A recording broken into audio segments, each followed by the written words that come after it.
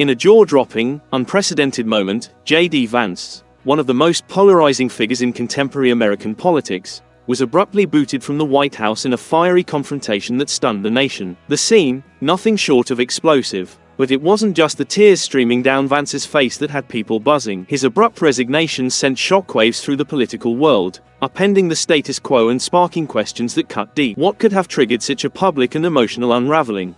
Was it a betrayal from within, raw ambition gone rogue, or something far more sinister? Buckle up, because the story behind Vance's exit is anything but ordinary. Let's rewind to the power play that set this political implosion in motion. For years, JD Vance had been scaling the political ladder, leveraging his platform to champion populist ideals and disrupt the establishment. His 2016 memoir, Hillbilly Elegy, made him a national name, casting him as a spokesperson for America's forgotten working class. Riding a wave of populist momentum, Vance quickly became a favorite within the Republican Party, especially among voters disillusioned by elite politics. His call to return the country to its roots struck a chord, and his rising ambition made him a natural ally for Donald Trump. But as Vance embedded himself deeper into the political machine, the game grew more dangerous, and the alliances more tangled. Actually, the Trump-Vance connection looked strong, a mutually beneficial alignment between the president and a rising star. Trump, the ultimate political outsider, saw Vance as a powerful voice who could energize the base.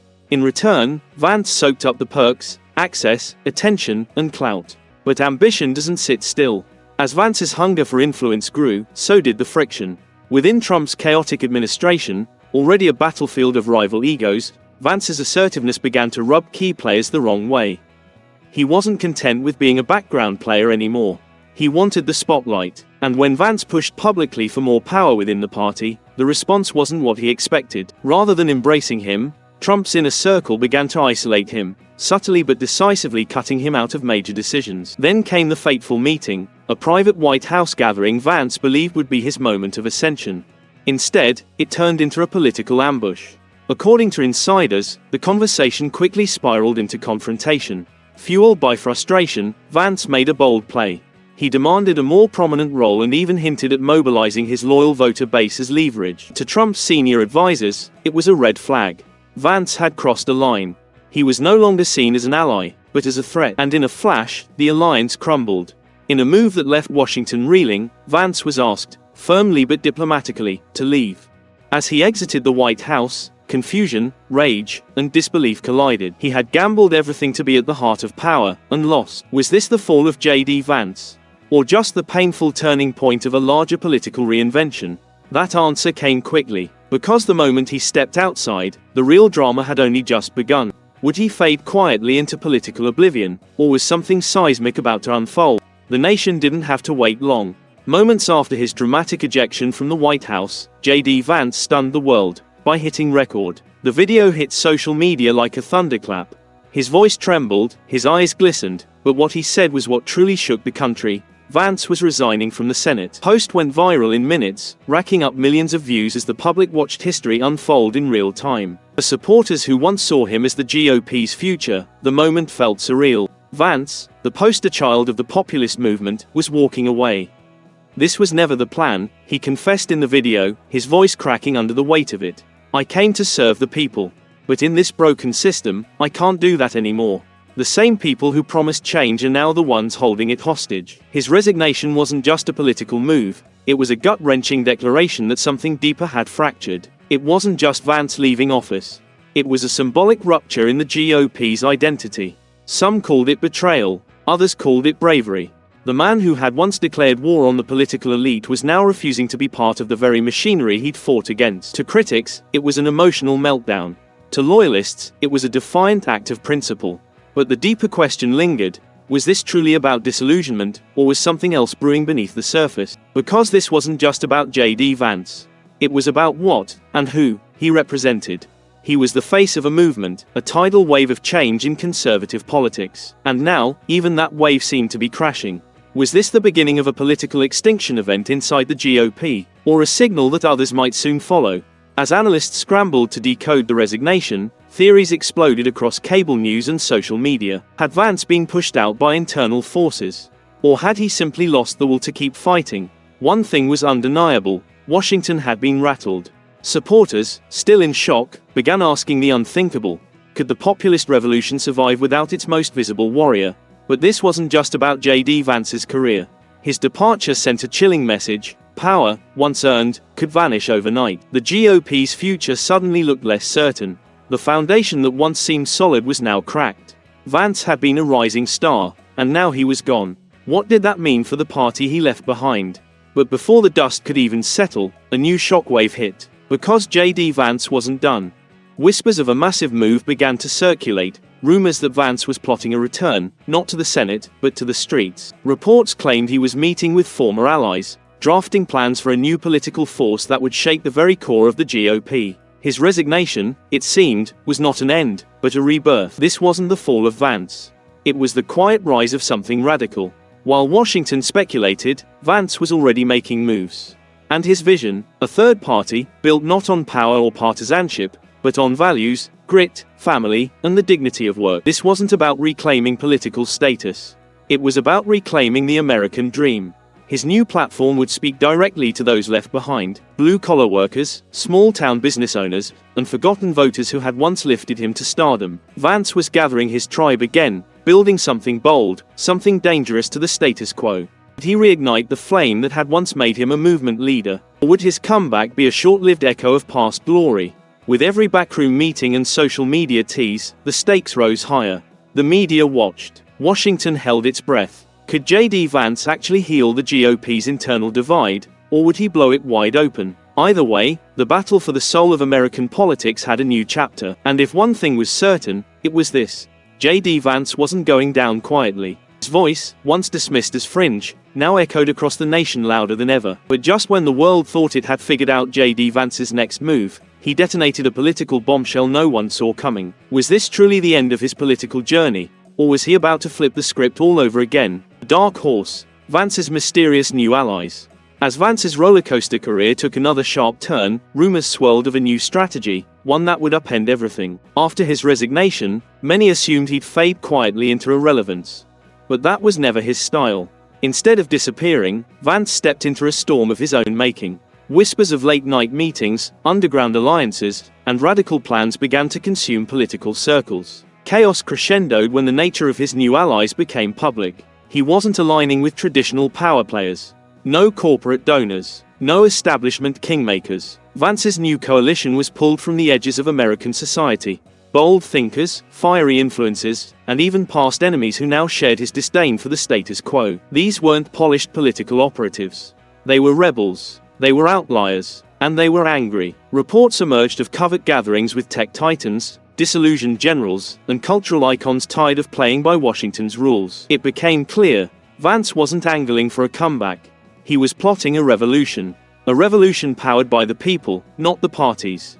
The world got its first glimpse of the coming storm in a small-town rally in Ohio. Vance appeared before a roaring crowd, flanked by a hand-picked advisory board that looked nothing like your typical campaign donors. These were activists, reformers, and warriors for a new cause. And Vance delivered a speech unlike any he'd given before. He torched the elites, condemned the circus of partisan politics, declared that it was time to take America back, really back, for the families, workers, and everyday patriots who'd been betrayed for decades. The crowd went wild, but under the energy, something darker stirred. Vance spoke with fire and fury. A man who'd peered behind the curtain and found only rot. He wasn't just trying to win.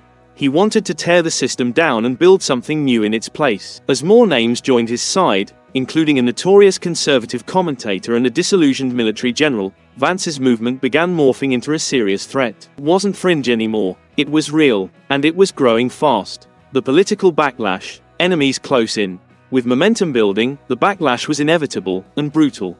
Both political parties saw the danger. Vance's third-party uprising threatened the balance of power, and insiders scrambled to stop him. Behind closed doors, GOP and Democratic strategists united in panic. He was speaking to the forgotten middle, the base neither party had truly reached in years. The more Vance stirred that anger, the more Washington felt the walls closing in. The GOP struck first. Senators who once praised him suddenly turned cold. Accusations of betrayal flooded the media. They called him a sellout, a political mercenary chasing attention. The same party that had once elevated him now wanted him erased. Democrats piled on too, casting him as a dangerous populist stoking division and hate. Media headlines turned acidic. Pundits labeled him a threat to democracy, a rogue force with no brakes. But Vance didn't back down. Instead, he unleashed a scorched earth campaign online, calling out the swamp and vowing to burn it to the ground. His message: they ruined this country. Now I'm here to take it back. His base loved it. They didn't want polished. They wanted fire, and Vance gave them just that. But just as it seemed he was tightening his grip on the movement, a wild card emerged, someone from his past who had the power to change everything. The unexpected challenger, a game changer. From the shadows, a new player stepped onto the field, someone no one had predicted. Not a politician, not a pundit. Elon Musk. Yes, the billionaire tech titan, once seen as a potential ally, now turned public rival. Musk's sudden entrance into the political arena wasn't about party lines. It was about power, and Vance, it seemed, had crossed a line. While Vance was organizing populist rallies and talking revolution, Musk was preparing a counteroffensive. His motivation, not just ideology. It was about control, direction, and influence in a political moment where chaos meant opportunity. Musk's challenge wasn't rooted in policy, but in vision.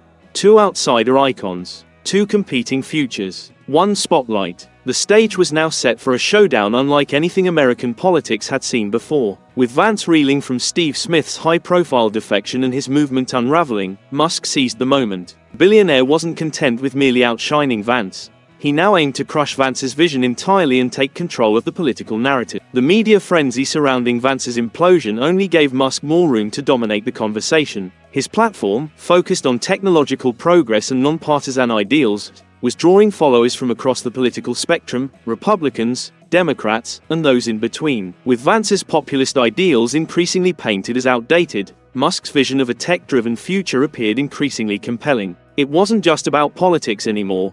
Musk's movement transcended the traditional battles of left versus right. His rhetoric was built around innovation, freedom from partisan gridlock, and a future that promised to solve the nation's most pressing issues through technology. It was a seductive offer for many who were tired of the same old arguments and saw Musk as the only person capable of turning the system on its head. But while the media hailed Musk's ascension as the future, there were those who saw it as nothing more than another elite power grab. Critics, now including former supporters of Vance, argued that Musk was attempting to replace one form of control with another, with the tech mogul at the helm. Vance, meanwhile, struggled to keep his movement afloat. He went into overdrive, attempting to rebuild the momentum he had lost. He made desperate pleas to his followers, arguing that the country didn't need another billionaire to run it, especially one whose primary interest seemed to lie in making money, not improving the lives of ordinary Americans. The cracks in his campaign were widening, but his supporters, though dwindling, were still fiercely loyal. As Musk's platform became more solidified, Vance found himself isolated, with fewer allies willing to back him. One of the key battlegrounds remained Silicon Valley, and it was clear that Musk had cemented his control there.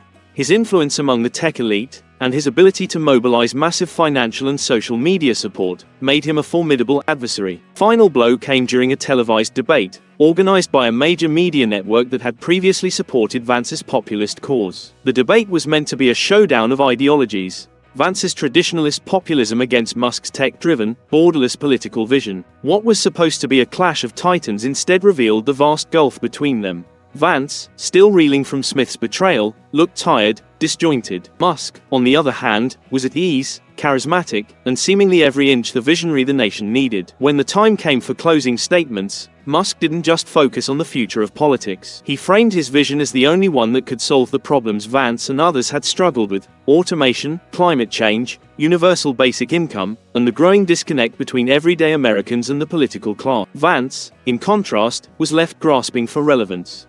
He tried to rally his core message, returning to the heart of traditional values, but it felt hollow in the face of Musk's vision. The debate ended in a flurry of headlines, with Musk emerging as the undisputed leader of the new political era. Vance, meanwhile, was left standing on the sidelines, his movement now a distant memory.